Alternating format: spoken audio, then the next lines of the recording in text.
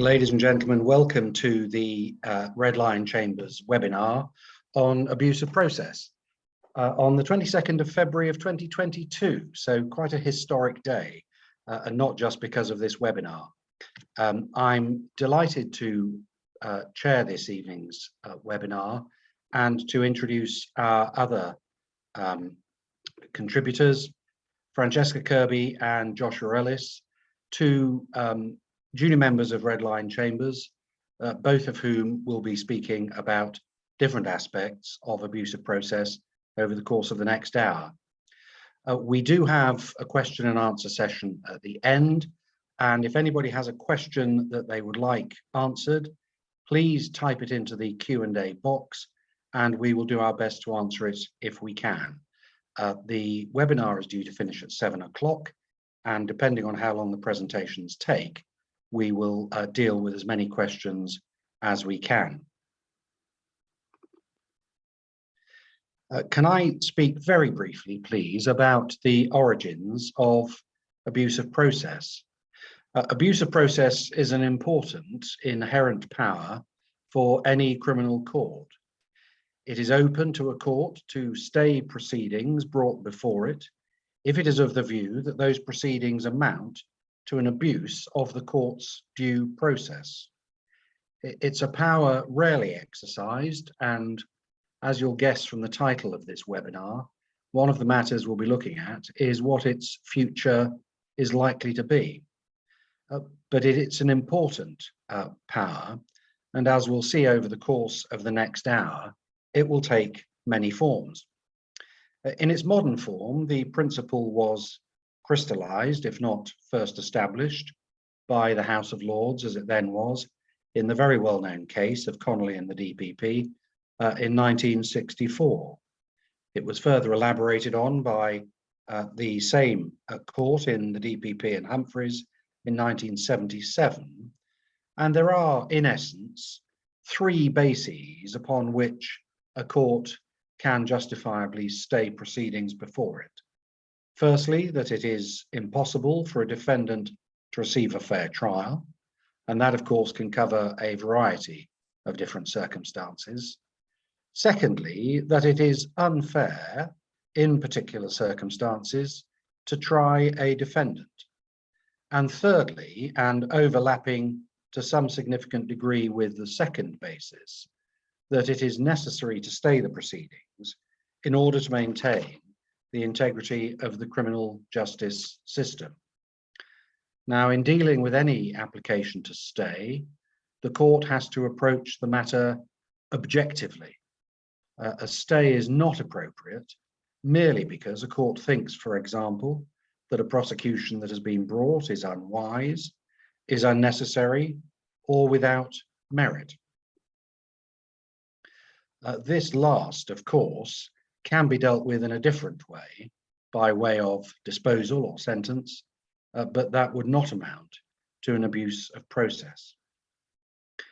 The power to stay a case as an abuse is almost exclusively confined to the Crown Court. The power does exist in the Magistrates' Court, but it should be used even more sparingly there than it is in the Crown Court. And as was made clear in Hornsey Magistrates' Court ex parte Bennett in 1994, the better approach is to use judicial review to take a case to the High Court and invite that court to consider whether proceedings are an abuse. Another way in which those advising defendants could approach the matter, if they think at an early stage that there is a potential abuse of process, is to advise a defendant charged with an either way offence to elect trial by jury and argue abuse of process in the Crown Court there. That, of course, would also then leave open the question of appeal to the Court of Appeal in the event that the abuse of process argument failed. Now, finally, before I pass over to Joshua Ellis, to talk about when a fair trial is impossible, I'd like to deal, if I may please, with one final topic, and that is the burden and standard of proof.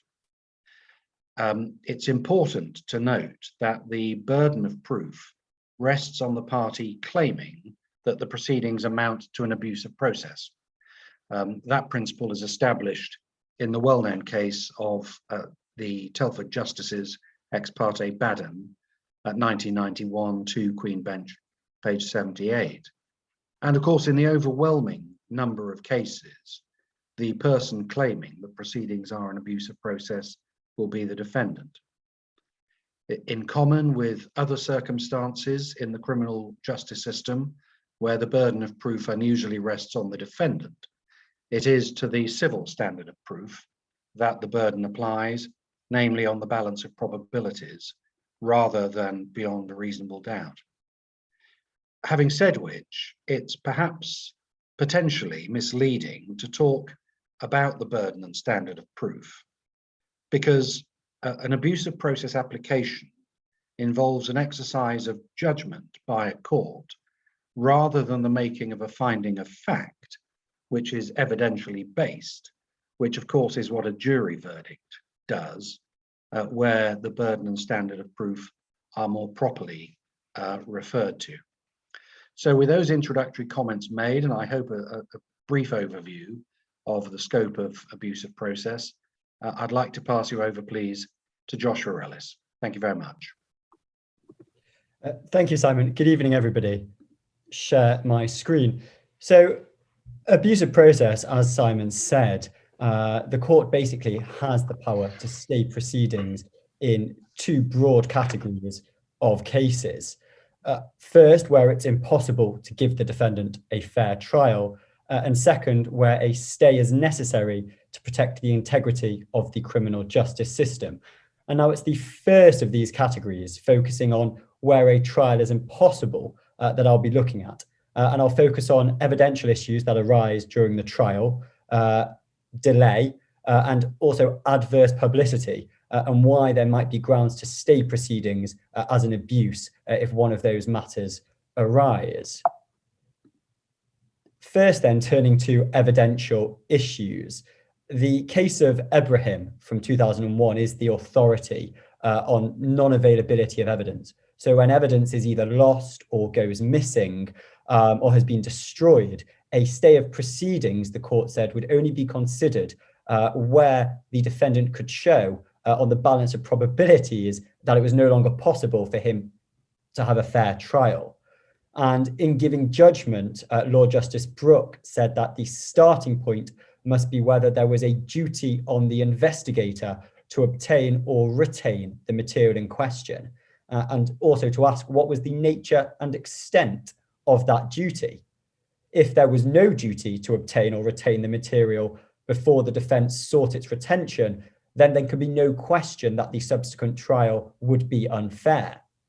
But if there was a duty and that duty had been breached, then there has to either be, the court said, an element of bad faith or at least some very serious fault on the part of the police or prosecuting authorities for there to be an abuse and a consequential stay of proceedings.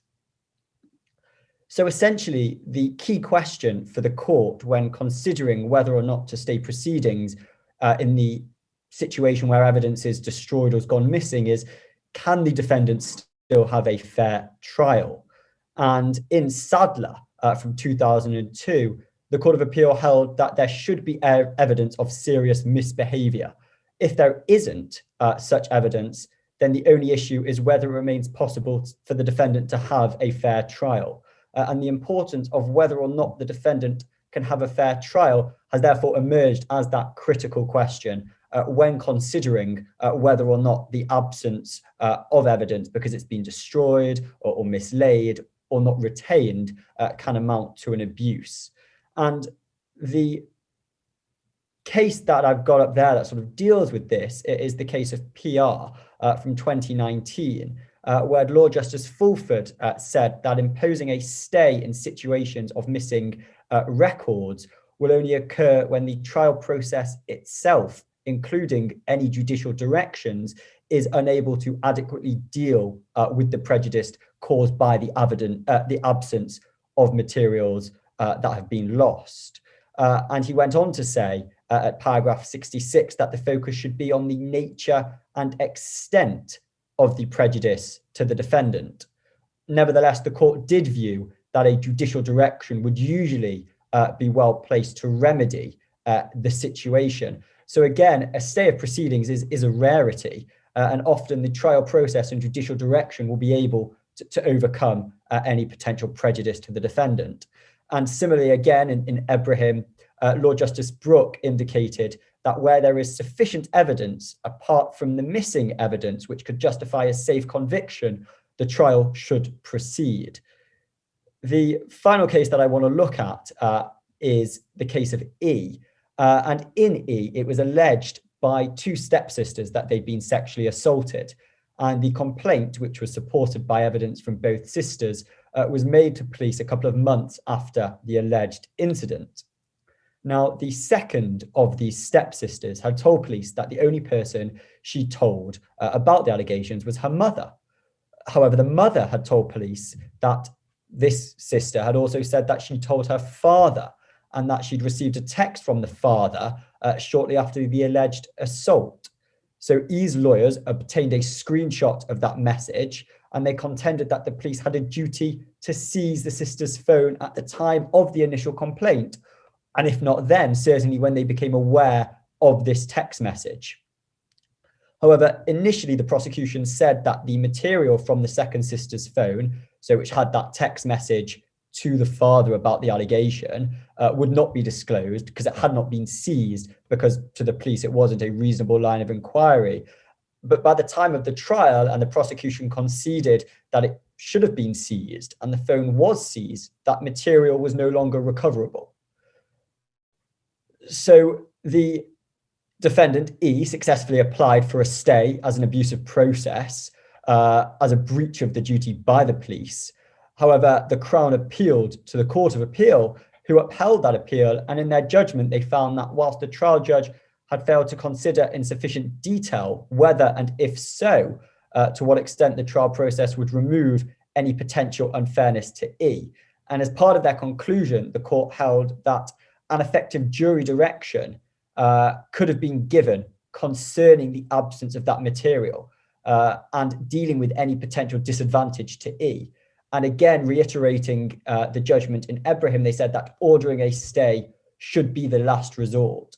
So what those cases really demonstrate is that even when evidence has not been obtained, has been lost as a result of police failure, the courts will view a stay as really the last resort. And if the trial process and judicial directions are able to still provide for a safe conviction or a fair trial, then there will be no stay. The other issue that arises with evidential material is where the prosecution fail to disclose evidence. So where the prosecution fail to comply with disclosure obligations may, in some cases, amount to an abuse. However, again, the same sort of theme emerges that it will only rarely be that recourse to an abusive process is necessary or appropriate. Lord Justice Gross said in Petrie that it will be wholesale failures that are required, which may require the prosecution to offer no evidence. And that would be the more appropriate course of proceedings as opposed to an abuse. But even if one wanted to raise an abuse, there would have to be those wholesale failures. And in the case of Salt from 2015, the court outlined the relevant factors to take into account when deciding whether or not the prosecution's failures to comply with disclosure obligations amounted to abuse. And again, you'll see that they include the nature and materiality of those failures, the conduct of the defense, the gravity of charges, the effect on the jury, and things of the like. There are cases which should have been stayed where they weren't during the trial. And I am aware of the time, and there is a lot to get through. So rather than going into these now, what I'll do is I'll put the information on the slide, which will be available afterwards for people to be able to access. But 3 cases where the prosecution wasn't stayed, but should have been as an abuse, to sort of show that it is possible to win an argument on the rare occasion is Boyd, Sheikh, and LR. Moving on then to the next topic of delay. Article 6 of the European Convention on Human Rights says that all defendants, anybody charged with a criminal offence, is entitled to a fair and public hearing within a reasonable time by an independent and impartial tribunal.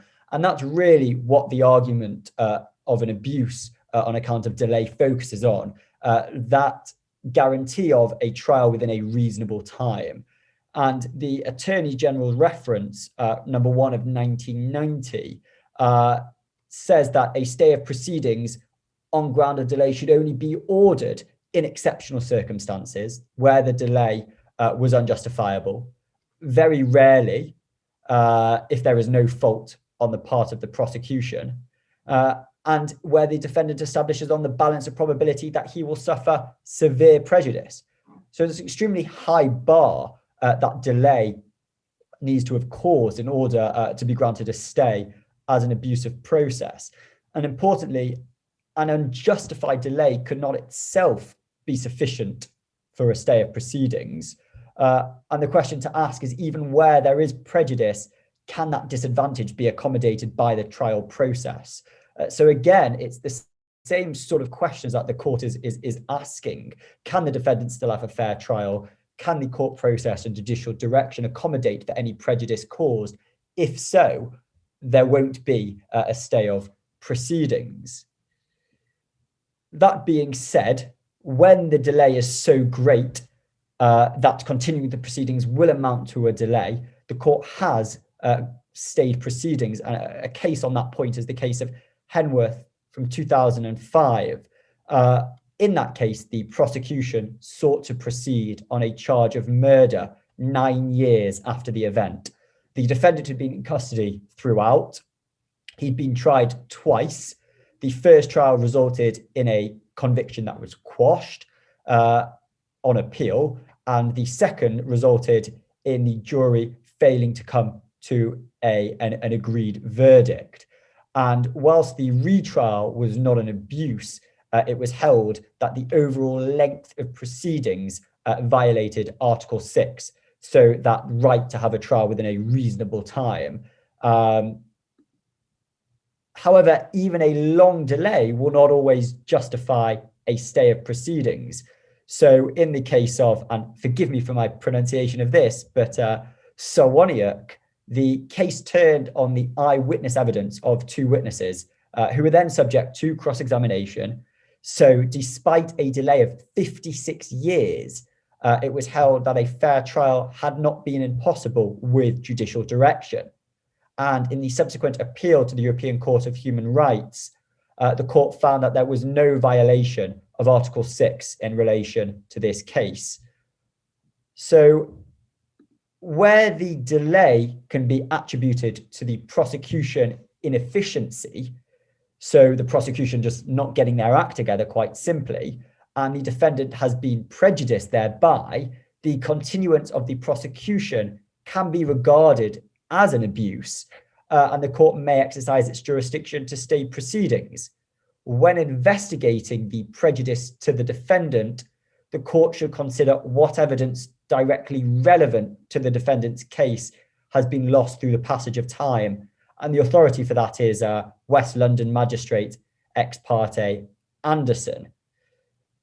Rarely will the delay by the victim in reporting the offence be grounds for the proceedings to be stayed as an abuse. Reasons for a delayed complaint, whether, how long that delay is justified, will most likely be matters for the jury to consider when assessing the credibility of the complaint and the complainant, and so won't really form successful grounds for an abuse argument. The final heading that I want to consider is adverse publicity. And again, it's Article 6 that we turn to, but this time it's the guarantee, the right to have a trial by an independent and impartial tribunal.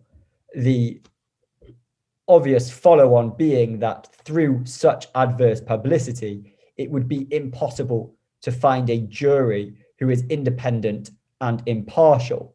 And I'm sure lots of examples come to mind of, excuse me, sorry, but celebrities who have been in the public eye, their cases have been in the public eye, and whether or not the publicity, the adverse publicity, would prejudice the trial so that it is not fair to proceed. One might think of the recent story of Mason Greenwood, which has attracted significant media attention. And what the cases say on that, what the authorities say, so in Montgomery, it considered that the principal safeguards to the guarantee of a trial by an independent and impartial tribunal lay in the conduct of the trial by the judge. And it also noted that the discipline of listening to evidence might be expected to have a greater impact on the minds of a jury than residual recollections of reports in the media, especially if accompanied by those appropriate warnings from the judge. And it held that the appropriate test is the real risk of prejudice so grave that whatever measures were adopted, the trial process could not reasonably be expected to remove it. So again, it's an incredibly high bar that has been set by the court, and often the court are reluctant to find that the judicial direction and trial process would not be able to accommodate a fair trial.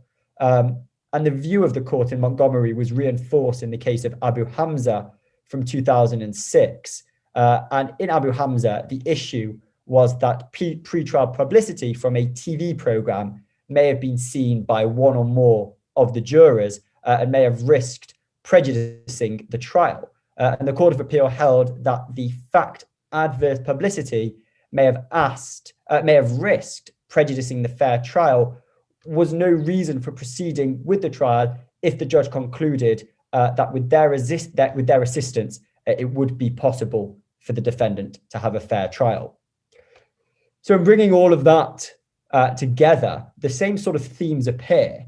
The primary question for the court when considering whether or not to stay proceedings under these headings is, can the defendant have a fair trial?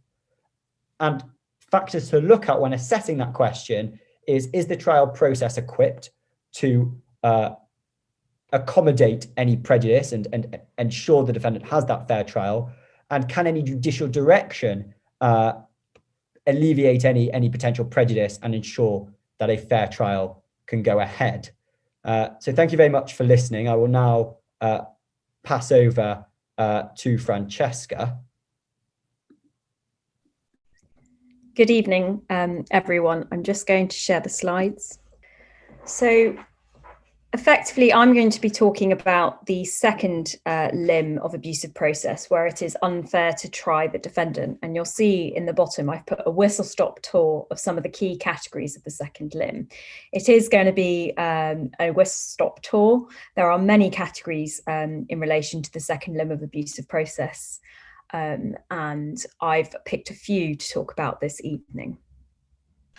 So the key distinction in between what Josh was talking about and the second limb is that the second limb concerns the integrity of the criminal justice system and applies where the court considers that the accused should not be standing trial at all, irrespective of the potential fairness of the trial itself. In Crawley, some indication was given as to the scope of the second limb, and effectively his lordship indicated that in cases which it may be unfair to try the accused will include, but are not confined to, those cases where there has been bad faith, unlawfulness, or executive misconduct. The second limb requires a balance of competing interests, whereas the first limb does not. So you'll see here a list of examples of the second limb, and the ones in bold are the ones I'm hopefully going to be able to speak to you tonight about. As I say, hopefully we can get through the majority of them, as I think they are the most interesting categories at the moment, mainly for updates and also things that you may come across as practitioners. So beginning therefore with promises not to prosecute, these are a key category for where abuse arguments can be run. And you'll see that I've put a quote on there, but the key aspect is that whether someone is capable. And as we'll see from the case law, the fact that someone has, they've promised not to prosecute someone, it is only capable of being an abuse, and there are certain big limitations on that. So promises not to prosecute, these are a list of some of the key cases. The well-known case of Bloomfield in 1997. This is effectively where a defendant was charged with possession of Class A controlled drug. At a preliminary hearing, prosecution counsel indicated to defence that the Crown wished to offer no evidence because it was accepted that the defendant had been a victim of a setup. Owing to the presence, I love this part in the judgment because effectively, owing to the presence in court of certain people, it would have been embarrassing to the police and prosecution if no evidence had been offered that day. And I think we've all potentially been put in scenarios where you have the beady eyes of many other people in court staring at you. But effectively, prosecuting counsel ended up speaking to the judge in chambers. An order was then made in open court to adjourn the case and relist it for a mention, and the CPS subsequently arranged a conference with new prosecuting counsel and informed the defence that there had been a change of plan and that the Crown intended to continue the prosecution. It was held in that case in the Court of Appeal that allowing the prosecution to go ahead amounted to an abuse, since whether or not there was prejudice to the accused, it would bring administration of justice into disrepute, which is something that Simon will touch on a little bit later, if the Crown were permitted to revoke its original decision, particularly as it had been made in the presence of the judge. But as you'll see from the other cases that are on this slide, giving an indication does not always necessarily mean that there will be an abusive process for the prosecution simply to have changed their mind. The case of Muller in 2003 provided key factors for the court to consider and balance.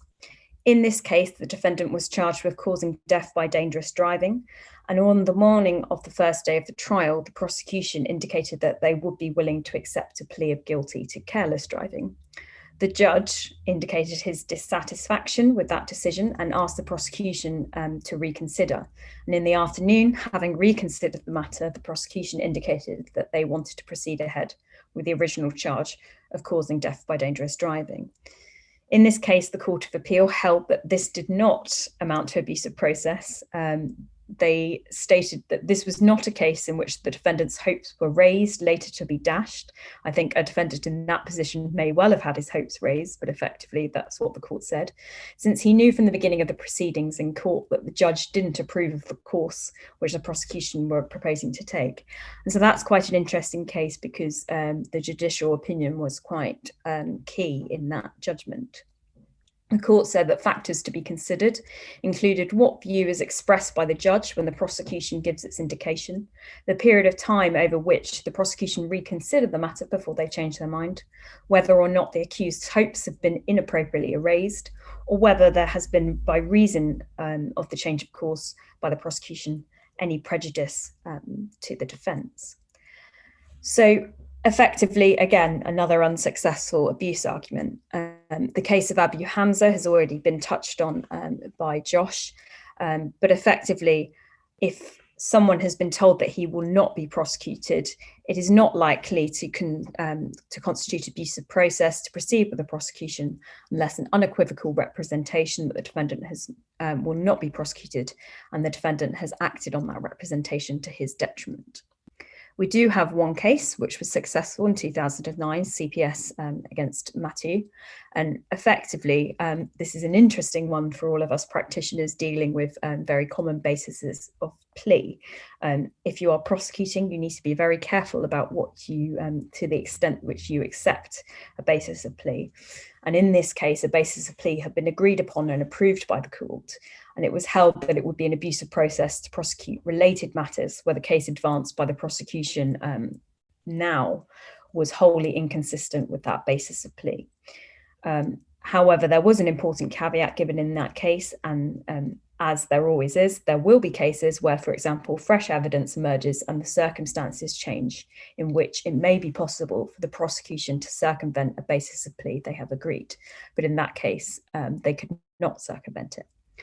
A slightly more recent case of Gripton, which I won't go into great detail as I can see the time, is effectively that it had not been an abusive process to prosecute an appellant for perjury in a case involving where a G had appeared as a prosecution witness in the trial of a man for rape and effectively lied in her witness statement and her evidence at trial. Effectively, it was stated that an unequivocal statement had been made that she would not be prosecuted, but it was an abusive process because effectively she did not become aware of the representation that she would not be prosecuted until after her arrest, and also there was no indication that she'd relied on it to her detriment. So moving on, therefore, to manipulation of process. This is, again, a very, very wide category of abuse. However, effectively, where individuals such as the prosecution or police have manipulated the system in order to be their advantage, that's where an effective abusive process can be argued. The well-known case of Brentford, it was held to be an abusive process where the prosecutor, without having reached a final decision to prosecute the defendant, laid in information just within the time for commencing a prosecution, so as to keep his options open, and did not serve the summons for some months later. In Rotherham, this was an unsuccessful abuse where effectively, because the CPS had deliberately taken steps to ensure a defendant who was charged with an offence that would be trialable only on indictment, in the case, he did not appear before the court until he had reached an age where the magistrates and the youth court ceased to have discretion whether or not to deal with him. Although the court viewed the procedure as incorrect, it was held not to be an abuse because there was no misconduct or malafide on part of the prosecution. And finally, the case of Kumbu versus Crown Court at Wood Green. This is an interesting one to look at if you're dealing with an abuse argument which rests on any financial gain that the prosecution seek to have. It stated that a prosecuting authority must be scrupulous to ensure that the decision to prosecute is not motivated and does not appear to be motivated by the prospect of financial gain. So a key one to look at if you're looking at cases involving confiscation orders and etc. So now we come to the picture slide of the presentation. This is a very recent case which involved arguments made regarding manipulation of process, and it's one that reached many headlines because effectively James Hugh Brown is a Paralympian, and he was part of the Extinction Rebellion protests, and some of you may remember that he glued himself to the top of an airplane. In this case, a decision was made to prosecute him under the offence of public nuisance rather than as an aggravated trespass, but it was decided that this was not an abusive process, because the judge was right to conclude that there were good reasons for the prosecution to be brought under the common law offence, and it was not an abuse for the prosecution to bring a charge of public nuisance instead of aggravated trespass. Effectively, because there was a serious disruption to the public's rights to the use of the airport and the knock-on effect of delayed and cancelled flights. The judgment also was very relevant to clarifying the previous the effect of DPB v Ziegler, which again is another protest case where some activists were opposed to the arms trade. They held a peaceful protest outside Defence and Security in the ExCeL International Arms Fair at the ExCeL Centre and lied down on the approach to a road. Effectively, I won't go into that because that's more on a separate point, but those two cases are very much interlinked, and they effectively, the case of James Hugh Brown has interpreted the Ziegler case so that there isn't some sort of immunisation of peaceful protesters from arrest in the operation of criminal law in broad circumstances. So moving on to failure to follow guidance or policy. These three cases are again the basics of failing to follow guidance and policy. And the case of ARJ involves a woman who was convicted of perverting the course of justice by retracting a truthful allegation of rape against her husband. Effectively, there was a later policy that was put in place suggesting that there was how the CPS should handle retraction cases, but it wasn't in place when she had retracted her statement, and they decided to charge her with perverting the course of justice. You have to look at the policy that was at the time if you want to make an argument about the failure to follow guidance or policy. The case of Adaway, that involved a local authority prosecution, and I won't go through that now because effectively I will try and skip through a little bit so we can get to another slightly exciting topic, which is on the next slide. So abuse and modern slavery arguments. It seems that a lot now as practitioners, more modern slavery cases, we're being asked to consider whether the factors involving modern slavery are present and make these judgments as practitioners. And of course, the abuse categories are very important to modern slavery cases. And it's been an issue prior to the 2015 Act, Modern Slavery Act, that's been put in place. The case of R against LM in 2010 was effectively talking about the abuse, the pre-Modern Slavery Act. The appellants in that case appealed against their convictions for offences of controlling prostitution and prostitution for the gain of themselves or another. The Crown's case originally against them had been that although they had been traffic victims, they'd assumed the roles of controllers of prostitution by others. The Crown accepted at a late stage a basis of plea that the appellant had been trafficked, beaten and coerced into prostitution, and that anything that had amounted to controlling prostitution they'd been done had done so under pressure, falling short of duress, so hitting all of those categories of modern slavery. Effectively, it was decided in that case that the Crown should have offered no evidence, or if not, an application for a stay of proceedings ought to have succeeded on the grounds that any Crown decision to proceed was one which no reasonable prosecutor made because of the European Convention on Action of Trafficking in Human Beings in 2005, provided for the possibility of not imposing penalties on victims and their involvement in unlawful activities. And there have been guidelines issued by the CPS requiring prosecutors to consider that. So the case of RVAADR is the most recent one we have on modern slavery, and it's a very interesting judgment because effectively there was, prior to that case, some suggestion that there was a special category of abusive process in respect of victims of trafficking, and that it was in place to deal with what was considered as a lacuna in law.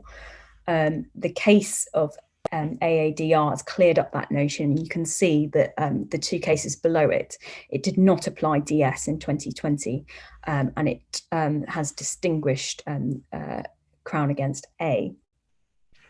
Effectively, they agreed that a defendant could argue an abusive process on appeal, and the fact that we now have the Section 45 defence under the 2015 Act does not preclude a defendant from arguing abusive process by reason of the prosecution's failure to apply its own policy and guidance.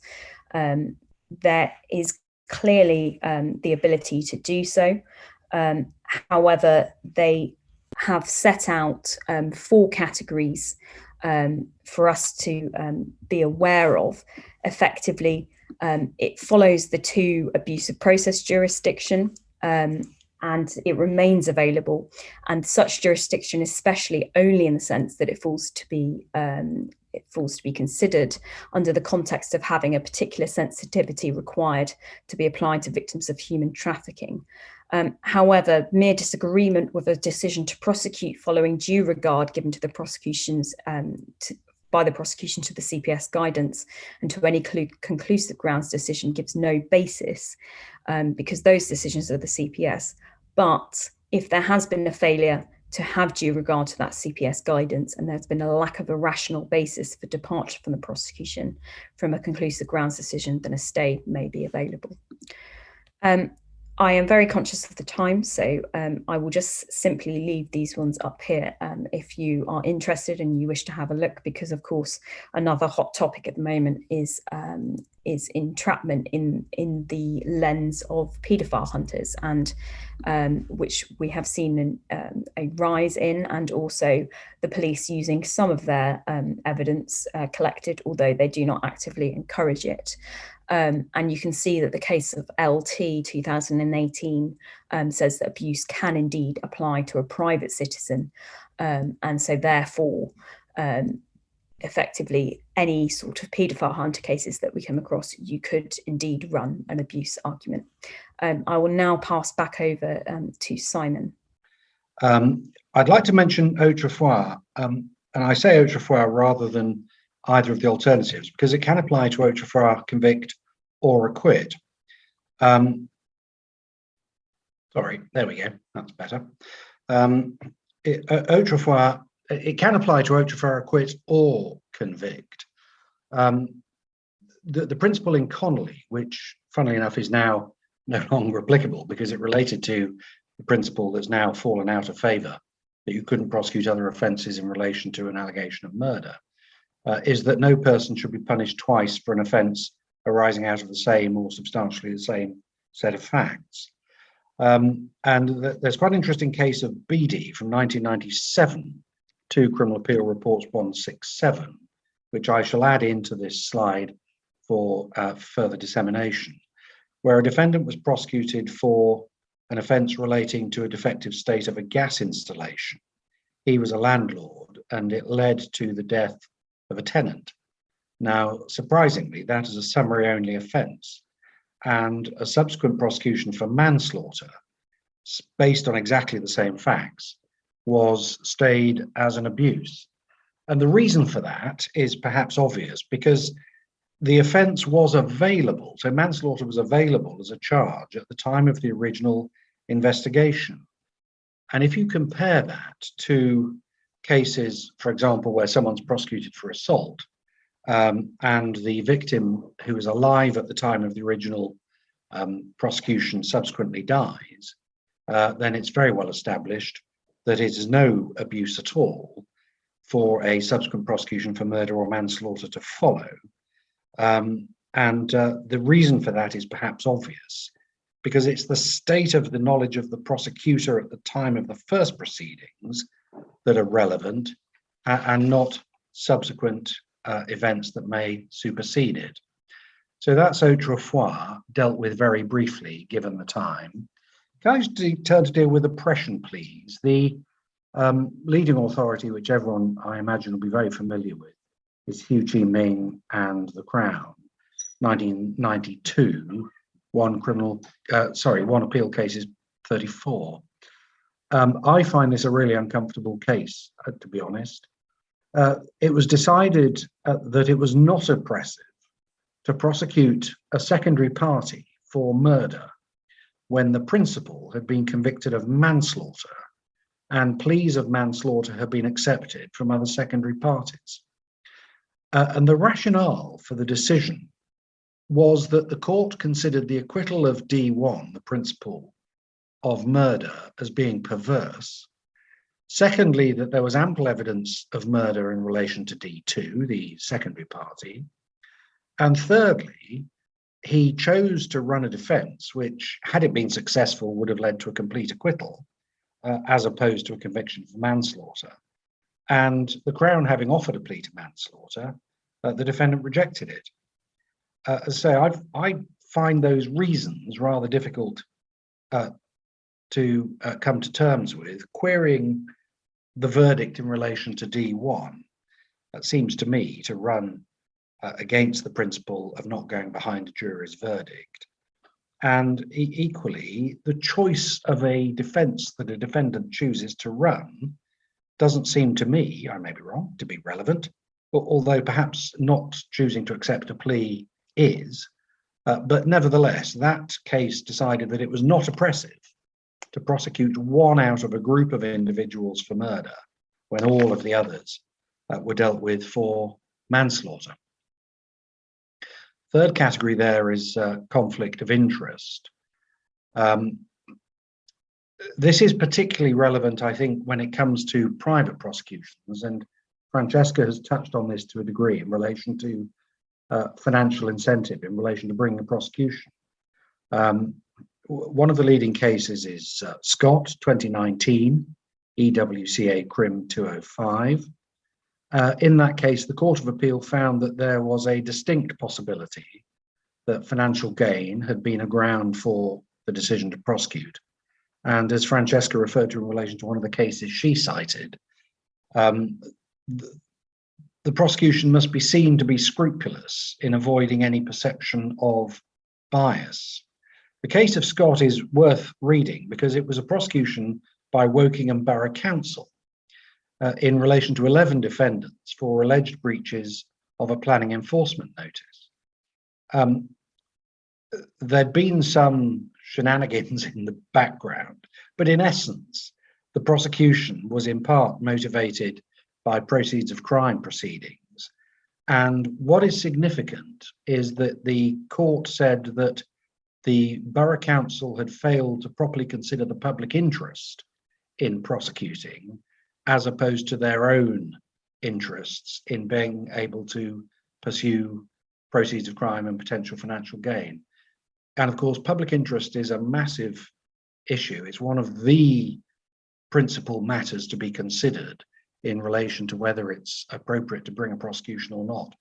And that applies to private prosecutions as much as it does to prosecutions by the Crown Prosecution Service. And the case of D Limited and A 2017 makes it clear that the principles that apply, the legal principles that apply to abuse of process, apply with equal force to private prosecutions as they do to public prosecutions. Now, again, Francesca's rather touched on this, but one of the issues that abuse of process deals with is circumstances where there's a prosecution by the CPS which has dealt with it a particular way, and then there's a subsequent private prosecution. And what the law says is that it very much depends on what is said at the time of the public prosecution resolution. So, for example, if it's a caution or a conditional caution or a community resolution, if the individual is told that they will not be further prosecuted, then that may amount to an abuse. But if they are warned that there may be a private prosecution following, or even that nothing at all is said about the subject at all, that may mean that there is no abuse of the process.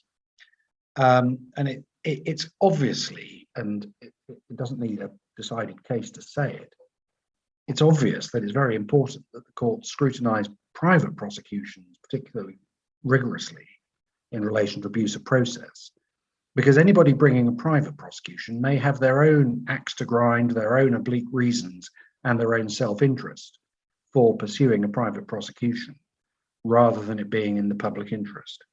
And I do think, as we see a growth in private prosecutions, and I've recently dealt with a case myself concerning Royal Mail launching a private prosecution after a community resolution in respect of the police, that this is a topic that's going to become more and more prevalent. Can I turn very briefly, please, to prosecution failures? And I do it very briefly because it's been touched on by both Josh and Francesca. The primary failure that gives rise to abuse is in relation to disclosure.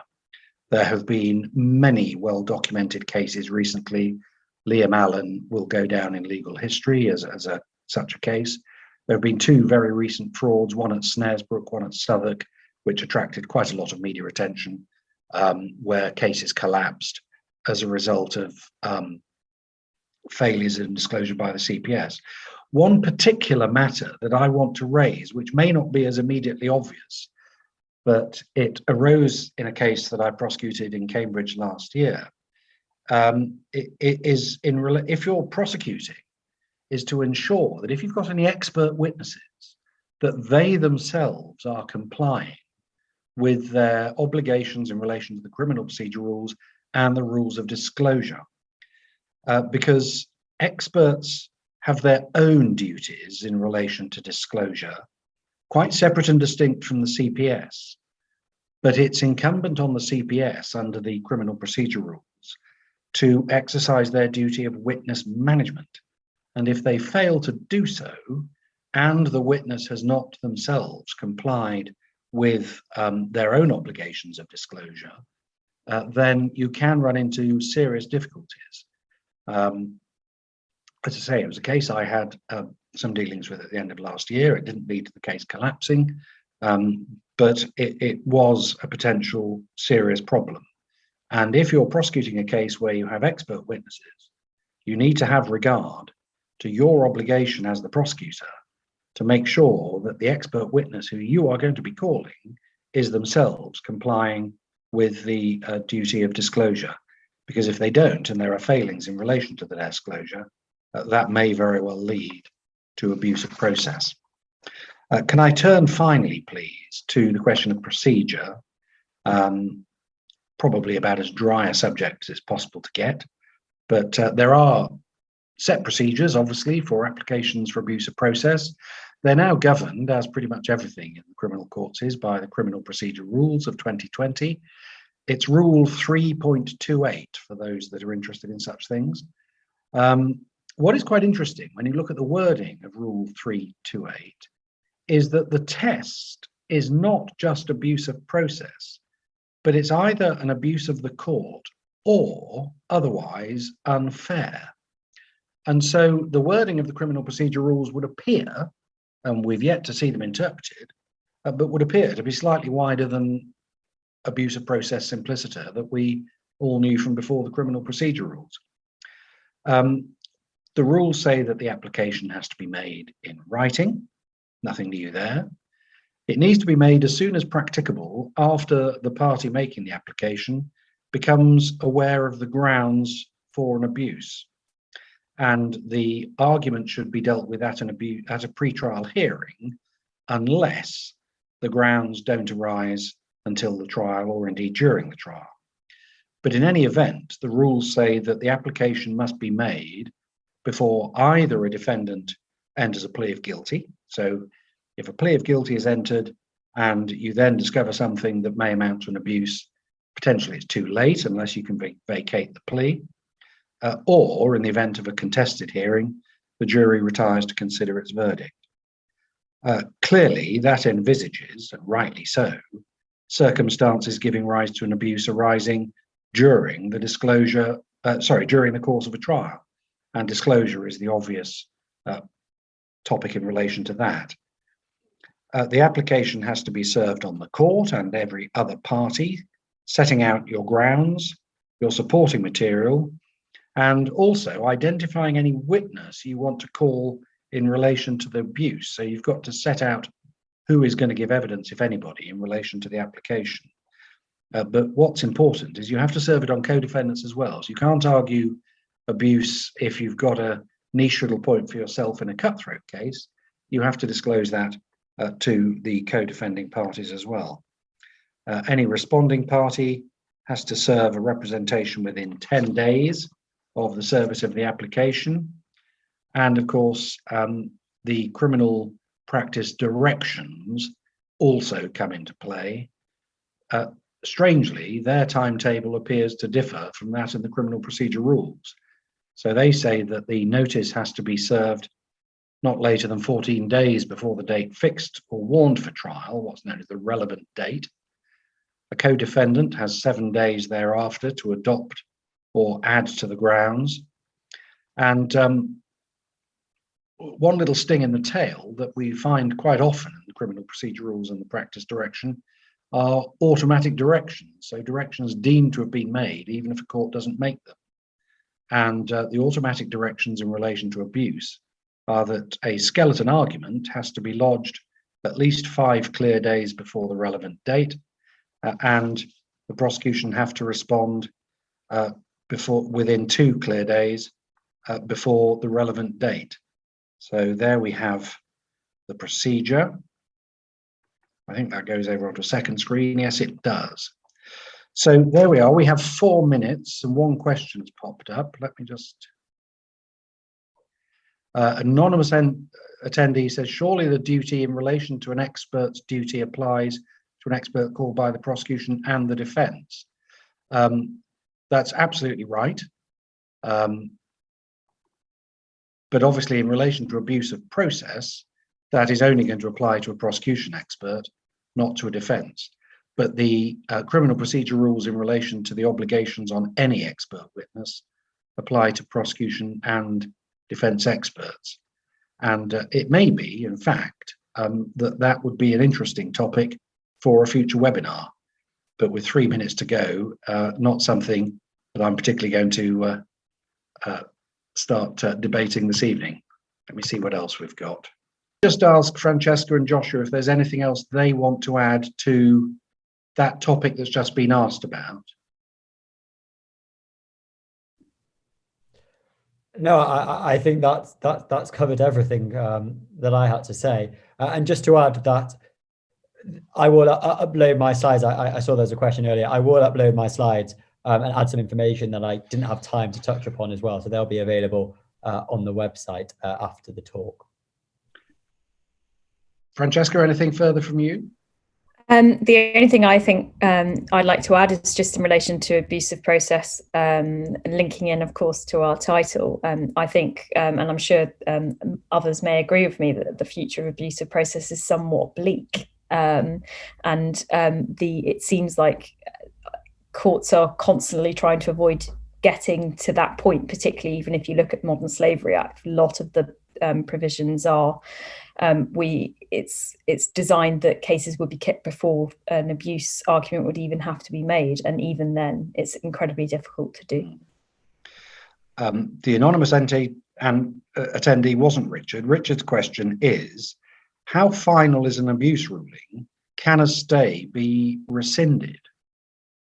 I'm not sure I know the answer to that off the top of my head. I'd have thought if something is stayed as an abuse, it's an abuse, and that's that. Well, to take the example of the case of E, it was stayed as an abuse by the trial judge, but the Crown appealed it. And on the appeal, the Court of Appeal said it should not have been stayed. I do believe that a retrial was had. So I think the case of E shows that it can be rescinded essentially, and the Crown can appeal that decision just as the defence would if they were unsuccessful. We've got a question from Christopher in relation to modern slavery, I think, Christopher Fry. Would it amount to an abuse of process if a trial went ahead post a positive reasonable grounds decision, but prior to a conclusive grounds, or is it an appeal, or is an appeal an adequate remedy? Francesca, you dealt with modern slavery. Do you know the answer to that? I think in relation to the issues about a positive reasonable grounds or and prior to a conclusive grounds, the issue that you'll have is effectively provided the prosecution can decide to proceed even if there is a positive reasonable grounds decision, effectively as long as they've applied their policies consistently and fairly, then they will avoid that. So effectively, an abuse argument is potentially not always an adequate remedy into that. And I think a lot of the time as well, now we do have the Section 45 defence. The issue that you're going to run into is effectively, they're going to say, well, we've applied our policies effectively. So I'm not sure an appeal is, it's hard. I certainly don't think abuse is the argument. Maybe potentially you could run a Section 45 defence. Yeah. We've had a final question pop up. What are your thoughts on the recent Court of Appeal ruling in the case of Hamilton and others versus the Post Office, the Horizon scandal? Austin, I'm not trying to duck the question. That's a very, very big question. And I'm increasingly beginning to think that there is a webinar dealing with private prosecutions. Obviously, the Post Office are a large private prosecuting authority. The RSPCA are. Royal Mail in relation to dogs biting postmen. And it may be we can possibly look at a private prosecutions webinar at some stage later in the year.